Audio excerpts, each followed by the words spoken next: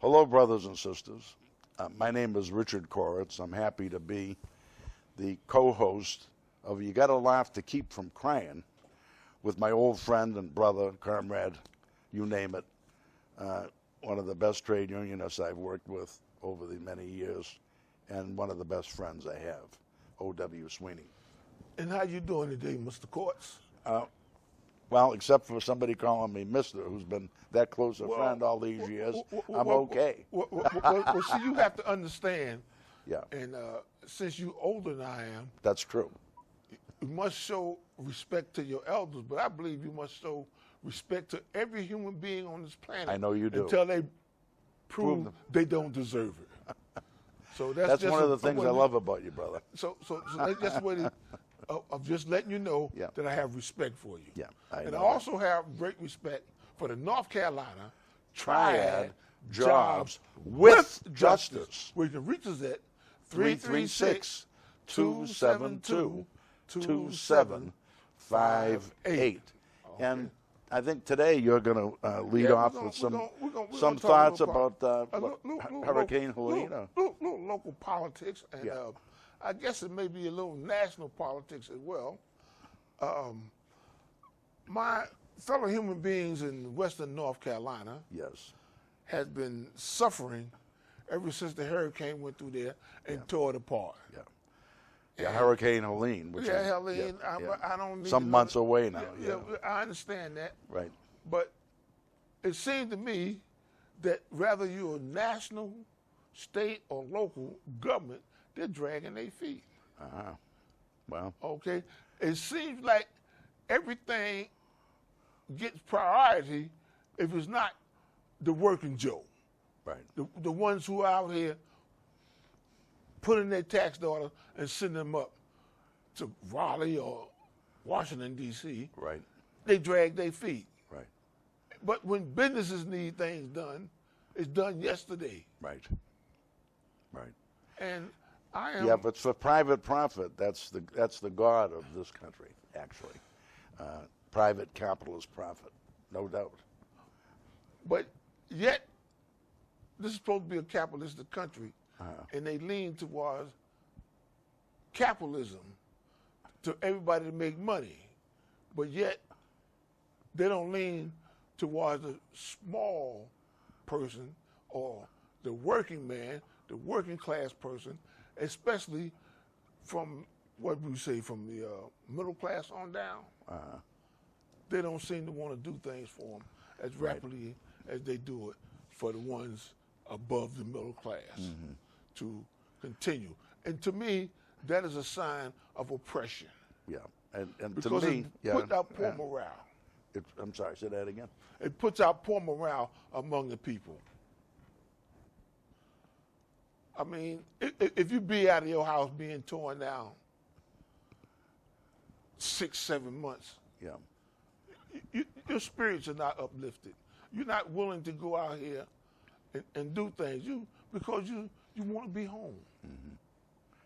Right. You want to take care of home. Yeah, and it seems like the people who can make it happen don't make it happen. Like they just recently passed a bill back in March for the relief for those people up there. March? When the hurricane was back there over the summertime, tore everything up. But now March they passed a bill. I'm not against Ukraine, but they took a long time to pass that bill too. But they should, and since you mentioned Ukraine, I just want to say this. You're so right about that comparison because if you'll remember, before Putin led that illegitimate assault into the Ukraine, or unprovoked assault into the Ukraine, he was actually provoked not by Ukraine, but by the United States government under Joseph Biden. He was prodded, he was provoked, and the representatives of the Biden administration went all through the Ukraine trying to get the Ukrainian people and even the government under Zelensky to try to start mounting a a major mobilization because the Russians are coming. You know, we had a comedy movie years ago that was called "The Russians Are Coming." The Russians are coming. Well, the Biden administration took that into the Ukraine, and that's what they told the Ukrainians. So the whole provocation around that war was there was a lot of questions in it, even though there's no question that it was Putin who launched that invasion at that time. So you're right. That was the U.S. government in an advanced promotion for selling billions of dollars of munitions to Ukraine and to the European powers that were also going to help the Ukraine against Russia. So that was a big major business, private capitalist enterprise carried out by the Biden administration. And when it came to Western North Carolina, even though the Biden administration... Well, Israel get things quicker done than Ukraine did. No, right. than the Western North Carolina. Yeah. Oh, yeah. Yeah. That's true. They give more money to Israel quicker than North Carolina. Okay. I mean, and North Carolina is just one example. What about the rest of these places around there? Mm-hmm. Why aren't the government or these elected officials who talk about how much they care about you, mm-hmm. how come now they ain't showing you that love that they thought that you thought they was getting from them? Yeah, and you have to ask one of them to find out. And I believe in March, because we just had a little bit of conversation about it, of this year, it wasn't even as positive as you made it out to be, because it wasn't directly about helping Western North Carolina. It was about creating a new Doge for North Carolina that would make it even more of an obstacle to getting help to regular folks who come into a catastrophe, working class people who deal with a catastrophe like Western North Carolina dealt with. So it was like, even instead of finally bringing cash to Western North Carolina from the state Republican-dominated legislature, it was just another diversion of, well, we can't do it yet because we got to create this new committee of Doge, just like the Doge in the whole U.S. has been used to disrupt and destroy jobs of working people all over. So it's I think you're onto something with this, and whatever our viewers can do to help push some aid for Western North Carolina here in the state from this Republican legislature. You have to call your senator and representative. Absolutely. So. And put some fire up on them. Yeah. That's the most important thing. Yeah, the voters. So, well, that's something I got on my fellow citizens, North Carolinians.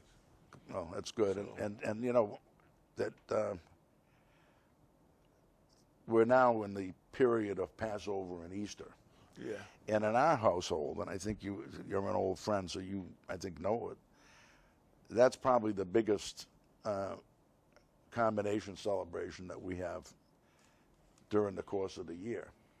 And we would usually start with an Easter egg hunt, which was in our yard, in our old house, that there was a lot of places to hide eggs, even in a crook in a tree, or in the bushes and stuff. Everywhere it was, and Sandra and I would hide those eggs, and we would write down where we put them, and then our kids and grandkids would come out, and led by the hyper competitive Rachel, and they would be racing around trying to get those eggs.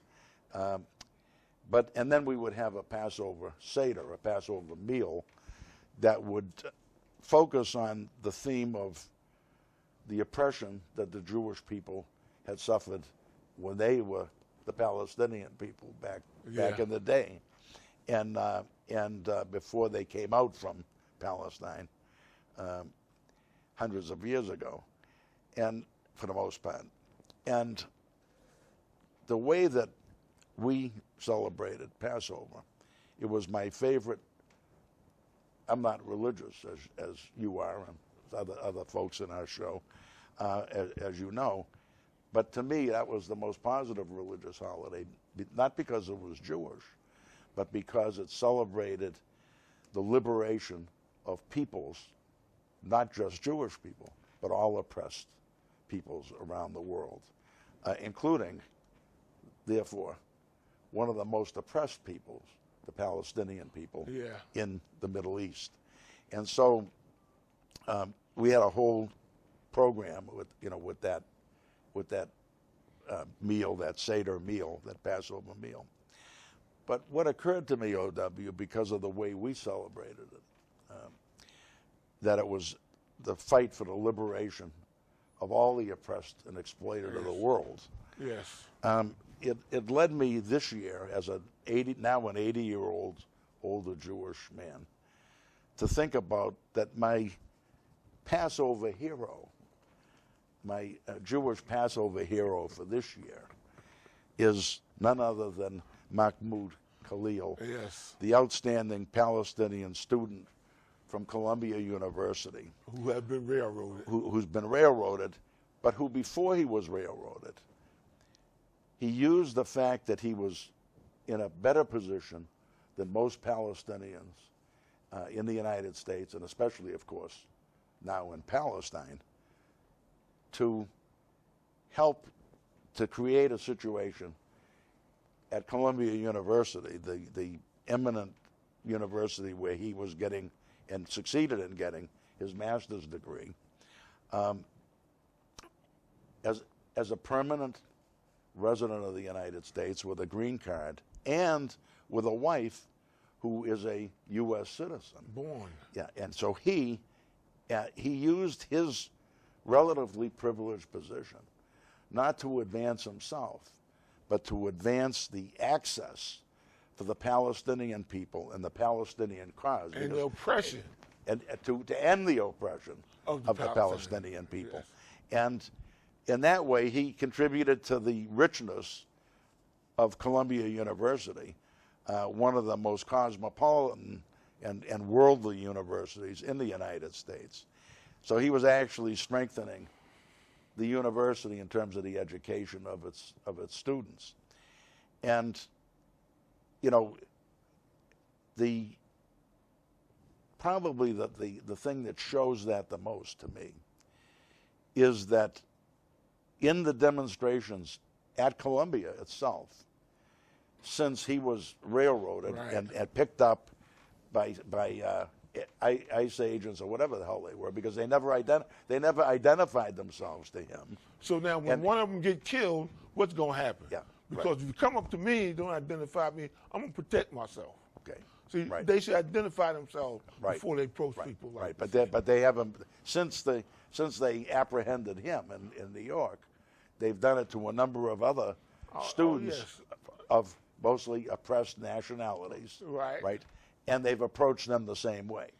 But see, I gotta put this in there. I remember a time when I was told that that's the way dictators do. And they show all the stuff how dictators go around treating people the same way without giving them their rights. And we got a dictator at the helm now, so we definitely do, and that's the way he rolls. We're under dictatorship. That is right. But I wanted to in a way to share with you and with our viewers my I guess multi-ethnic, multinational, international approach to the Jewish celebration, Passover, the celebration of the liberation of oppressed peoples and of the celebration of the fight for the liberation of oppressed peoples from the imperialist oppressors around the world and from all those that are oppressing them. Because part of my love for Passover and part of my love for Mahmoud Khalil is my love for none other than Paul Robeson.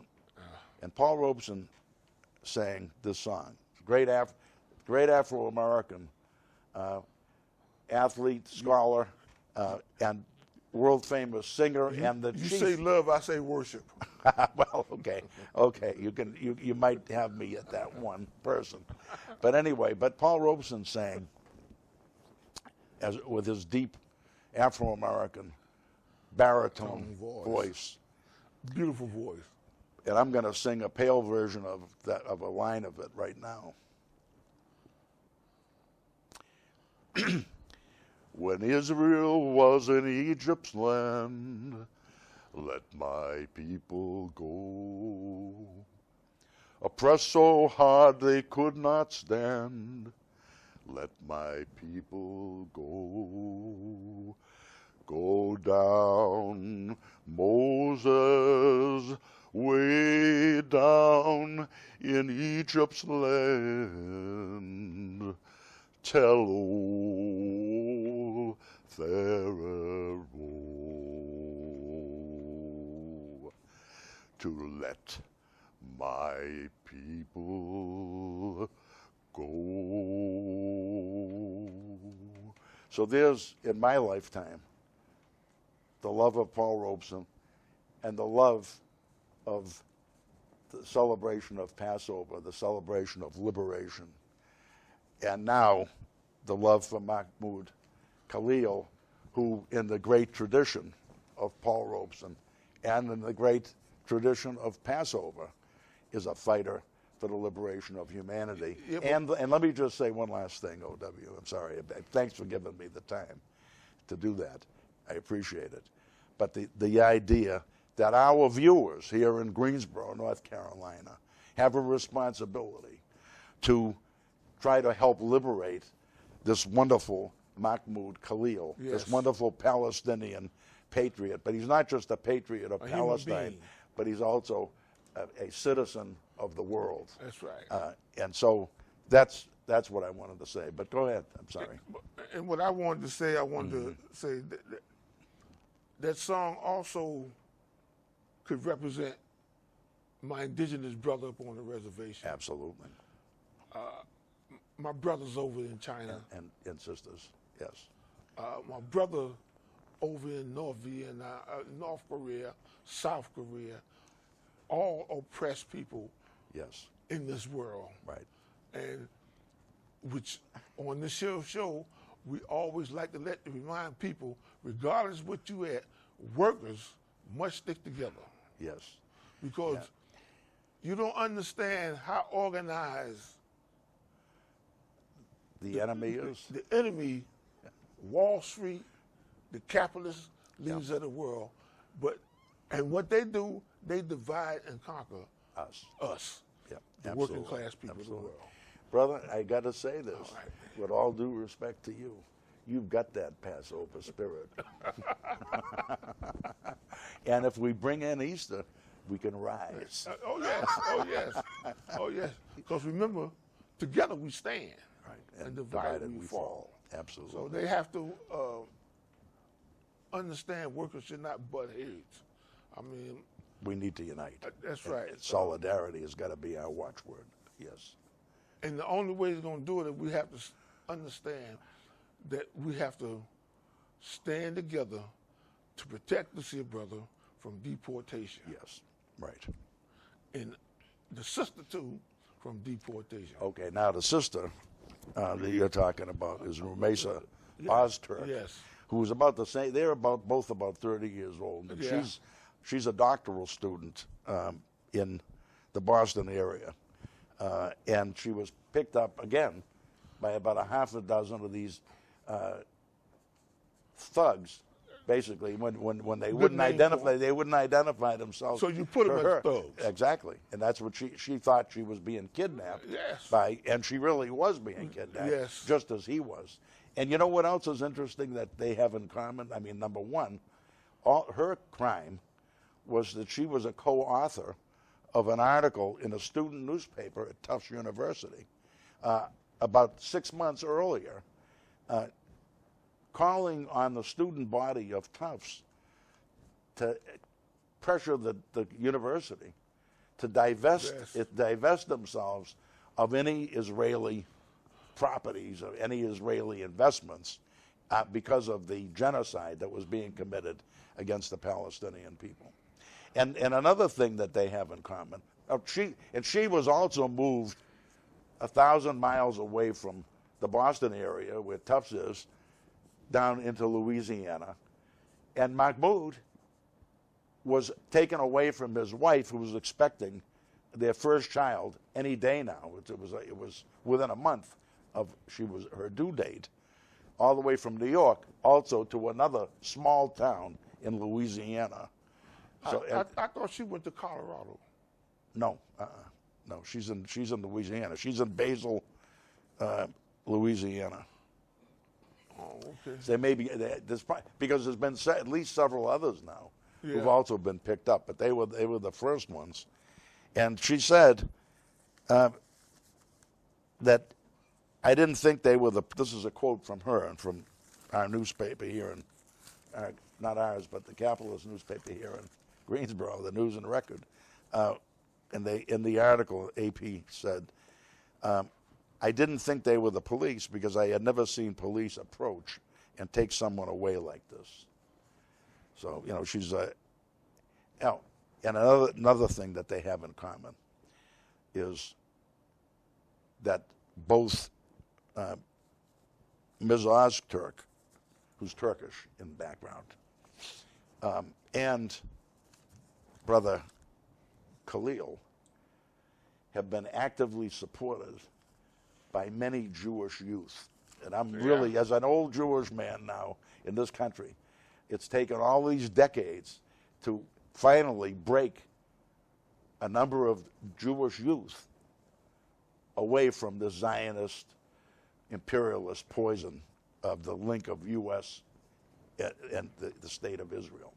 And it's very heartening to me that both, so in her case, and this is again from this article just this week in the News and Record, it says a coalition of 27 Jewish organizations from across the United States objects to Ozturk's arrest and detention. Again, the other thing that they have in common is that they've been arrested and they're threatened with deportation and all these other things. And she's an asthmatic, by the way, and she was deprived of her medicine at least in the first couple of weeks that they had her in detention. So they was trying to murder her. Well, that if not murder her, break her, absolutely break her. I have a sister who's asthmatic. Okay. And when they go through those asthmatic attack, they need that medicine now. That's right. Yeah, absolutely. But so these 27 Jewish organizations that have come together on her behalf, they say that those actions and possible deportation of Ozturk for her protected speech, quote, violate the most basic constitutional rights, such as freedom of expression. And that's the thing that every U.S. person has at stake in defending both Brother Khalil and Sister Ozturk, is there's no free speech in the U.S. now. And the but what you have to understand, Richard, if we the citizens allow them to be oppressed this way, or to be shut up this way, we're next. Absolutely. I remember back when Colombia was very famous during the apartheid regime, they didn't mind them speaking out, the students speaking out about diversity in there, but because they're going against the capitalists now, Wall Street, with their support for Israel, now it's a crime. Yeah. So if you don't mind, I'd like us to end this session on a note of the coalition of 27 Jewish organizations supporting Sister Ozturk. And this is what they said, quote, the government appears to be exploiting Jewish Americans' legitimate concerns about anti-Semitism as pretext for undermining core pillars of American democracy, the rule of law, and the fundamental rights of free speech and academic debate on which this nation was built. So that's what they said. And I want to add, because we're dealing with the issue of Palestine head on here in these cases, that the United States is like hermetically sealed by the Trump regime, the Trump-Musk regime, that to make it seem as if it's a crime to believe that the Palestinian people have the right of any nation to self-determination. And we have, as a people in this country, have to challenge this and support the brother and sister that we've been discussing. Support, in my view. When you say support the brothers and sisters, the brother and sister, yeah. I just say support our rights. Yes, that's the same. To the free speech. Yes, absolutely. All right, and because fundamentally, you and I know in that our unity lies our strength.